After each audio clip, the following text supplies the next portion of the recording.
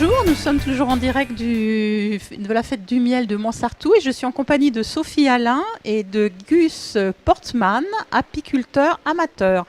Pouvez-vous vous présenter? Donc Sophie.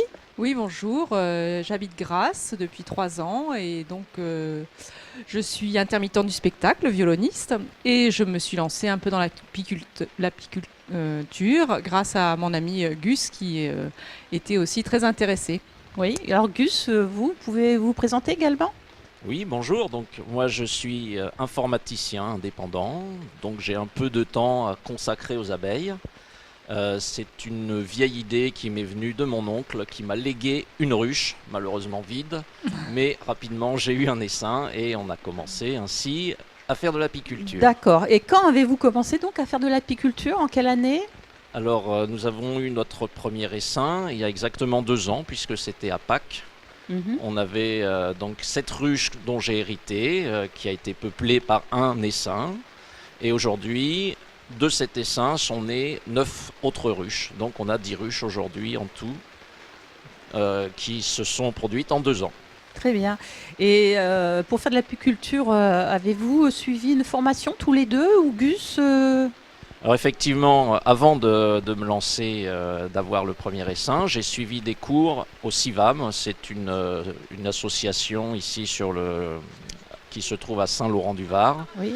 Qui recouvre le département et dans laquelle des cours théoriques et pratiques sont donnés à ceux qui sont intéressés. Donc il suffit de s'approcher d'eux, c'est une cotisation annuelle et on a un cours tous les 3 week-ends à peu près sur l'année qui explique d'une part la théorie et d'autre part les actions dans le rucher, puisqu'il y a quelques ruches là dans lesquelles on peut pratiquer. Et quel est le matériel nécessaire pour débuter, indispensable pour se lancer dans l'apiculture? Le matériel de base. Alors la base évidemment c'est tout d'abord d'avoir une ruche, oui. Si possible en bon état, puisque celle dont j'ai hérité malheureusement avait été visitée par des insectes, il a fallu la nettoyer, la brûler, la mettre en état. Bon, on peut acheter des ruches neuves, on peut acheter des ruches d'occasion, tout voilà. Il faut évidemment avoir sa combinaison pour se protéger des piqûres, avoir un enfumoir. Ce sont les 3 éléments indispensables au départ. De base, d'accord. Et c'est onéreux, enfin, pour avoir une idée au niveau financier. Alors, une ruche neuve en magasin coûte dans les 100 €. Oui. Hein, une combinaison 50 € peut-être. Et l'enfumoir, je ne sais pas le prix, ça doit être 30 à 40 €. Voilà, donc, il faut un petit budget de base. Moins de 200 €, on peut partir. Voilà. Moins de 200 €, on peut déjà se lancer. Après, on trouve aussi du matériel d'occasion, puisque nous, on a acquis 5 ruches, plus le nécessaire à extraire le miel, donc une centrifugeuse, un maturateur, des combinaisons, etc. Un monsieur qui arrêtait l'apiculture. Et là, on s'est lancé dans quelque chose d'un peu plus productif. Oui, d'accord. Et ce que je voulais demander également à Sophie, je voulais savoir si cette activité d'apiculteur faisait partie d'un comportement engagé en matière d'écologie. Ben oui, pour moi c'est important parce que quand Angus s'est mis à l'apiculture, moi ça m'a donné envie aussi de m'y mettre. Oui. Donc du coup je suis aussi allée suivre les cours au CIVAM pendant 1 an, donc l'année suivante, ce qui nous permet maintenant de travailler ensemble. Et donc voilà, l'abeille sentinelle de l'environnement et c'est de toute façon passionnant d'étudier le comportement des abeilles. Et puis ça fait partie donc d'une prise de conscience écologique ou écologiste. Donc moi je suis très intéressée par la nature, j'aime beaucoup me promener dans la nature et j'ai lancé aussi un projet de cueillette, cueillette solidaire, donc qui fait que je me suis rendu compte que sur la côte on ne récoltait pas tous les fruits qui se présentaient, enfin qui étaient dans les champs et tout ça, ou dans les jardins. Et donc j'ai lancé ça l'année dernière aussi. Voilà. Donc on fait partie d'une AMAP aussi, donc les associations pour le maintien de l'agriculture paysanne. Donc on mange local. Donc c'est vraiment une prise de conscience de vivre dans son quartier, dans sa ville et de consommer local. Donc à la fois les légumes locaux, de produire son miel, de cueillir les fruits qui sont dans nos jardins et autour de nous. Voilà, c'est vraiment, je pense, une prise de conscience qu'il faut que qui est importante dans notre société. En plus, c'est beaucoup moins cher. Si on va cueillir les fruits, il y a plein de fruits qui sont à cueillir, qu'on n'a même pas besoin d'acheter, qui sont encore meilleurs. Voilà. Et puis le miel, c'est fabuleux, quoi. C'est toute une vie de petits insectes qu'il faut protéger, parce que s'il n'y a plus d'abeilles, il n'y aura plus de fruits, il n'y aura plus de légumes. D'accord. Ce que je voulais demander aussi à Gus, c'est est-ce qu'être apiculteur, ça demande beaucoup de travail, beaucoup d'investissement Est-ce qu'il faut vraiment s'occuper de ces ruches au quotidien, ou est-ce que c'est périodique? Est-ce qu'il y a des périodes plus intenses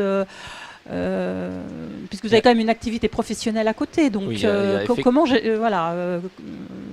y a effectivement certaines périodes qui demandent plus de travail au rucher, oui. En particulier la préparation pour l'hiver, puisque malheureusement nos abeilles, on commence à savoir au travers de toutes les émissions qui passent régulièrement à la télé ou au cinéma. Le dernier film était très intéressant à ce sujet, Les abeilles et les hommes. Oui.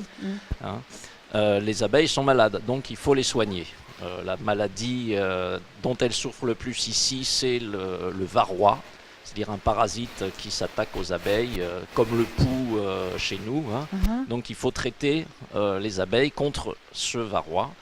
Avec différentes méthodes, soit médicamenteuses, soit plus naturelles, à base d'huiles essentielles. Donc nous on a fait les tests, voir ce qui fonctionnait le mieux, et c'est vrai qu'aujourd'hui l'huile essentielle paraît une solution, parce que les médicaments, malheureusement, les acariens s'habituent aux médicaments et ils sont de plus en plus résistants. Voilà. Donc on essaye, c'est le gros problème aujourd'hui en France, c'est ce varroa dont il faut, malheureusement on s'en débarrassera pas, mais il faut aider les abeilles à s'en prémunir. Voilà. Et chaque jour, vous devez vous occuper de vos ruches? Alors non, non, bien sûr que non. Donc, je dirais, un des principes aussi, c'est que moins on va aller embêter nos abeilles dans leur ruche, et plus elles seront contentes. Donc il faut vraiment limiter au strict nécessaire les interventions dans la ruche. Donc cette visite à l'automne qui va nous permettre de les préparer à l'hiver. L'hiver, surtout ne rien faire, sinon que de travailler à réparer les ruches, à préparer le matériel pour l'année suivante. Et au printemps, on fait une visite ou deux pour voir comment elles ont pu passer l'hiver. Et à ce moment-là, équilibrer les ruches, se préparer à l'essaimage. Ça, c'est un travail... Normalement, quand il fait beau, on court après ces essaims, parce que c'est le mode naturel de multiplication des abeilles. Donc, le but de l'apiculteur est quand même de faire du miel. On essaye d'éviter l'essaimage. Il y a certaines méthodes à mettre en pratique. Et vous avez déjà du miel, là? Vous avez déjà récolté du miel? Quelle est votre production, là L'année dernière, nous avions 7 ruches qui, malheureusement, étaient des essaims de l'année. C'est-à-dire qu'un essaim qui s'installe dans la ruche ne va pas produire tout de suite du miel. Il va construire les rayons, il va s'installer et va commencer à produire l'année suivante. Donc l'année dernière, sur les 7 ruches que nous avions, on a fait 17 kilos de miel. Donc vous l'avez distribué aux amis, à la famille? On l'a mangé tout entier. Vous l'avez mangé, bon. Il était bon? Ma foi, il n'était pas mauvais. C'est voilà, du miel pour un toute fleur. apiculteur amateur, donc c'est une réussite. Enfin, vous êtes content? Oui, puis on s'entraîne aussi. Donc cette année, on a quand même récolté 3 kilos de miel on est allé chercher donc une colonie qui était dans un toit. C'était une expérience vraiment sympathique. Donc chez des gens qui faisaient des travaux dans leur toit. Et donc là, on a récupéré la colonie avec les rayons. Et là, on a récupéré 3 kilos de miel. Donc on est quand même content. Là au printemps. Donc c'était du miel de chêne très foncé. D'accord. Et puis là pour l'année qui vient, ça paraît un peu mieux. Parce que on a quand même 8 ruches actives, on a récupéré déjà 2 ou 3 essaims, mais dans nos vieilles ruches de l'année dernière, normalement, elles vont produire. Voilà. Et je crois que Gus, vous m'avez parlé des ruchers partagés. Vous pouvez me dire un mot sur... Tout à fait, oui. Oui. Alors, on ne se met pas à l'apiculture par hasard, il y a quand même une passion au départ qui nous met... Oui. Simplement l'envie de partager cette passion, et puis l'envie de venir en aide aussi aux abeilles, parce qu'on sait qu'elles sont malheureusement aujourd'hui en danger. En danger, oui. Voilà, donc plus à mon avis, il y aura de gens qui auront 1-2 ruches dans leur jardin, et plus Donc, ça aidera. avis aux amateurs, là vous Voilà. lancez un appel, profitez-en. C'est pas un appel, c'est une Non, information. Une information, oui. Donc nous allons créer avec quelques amis amateurs comme moi ce qu'on appelle un rucher partagé qui n'existe pas encore. Nous en sommes donc c'est au un projet. projet. Mais nous avons un lieu ici à Mouansartou qui nous a été proposé justement dans les jardins familiaux. D'accord. Donc c'est une espèce d'osmose qui se pratique puisque les abeilles vont aller polliniser les légumes. Donc elles seront contentes. Les jardiniers seront heureux d'avoir, eux, leurs légumes qui seront mieux pollinisés. Les abeilles auront de quoi se nourrir. Donc c'est un duo qui fonctionne bien. C'est très bien. Donc on va... Et qui va se mettre en place normalement au premier rayon de soleil. Bon, bah, c'est bien. On va terminer sur ce beau projet d'avenir et pour que vivent les abeilles.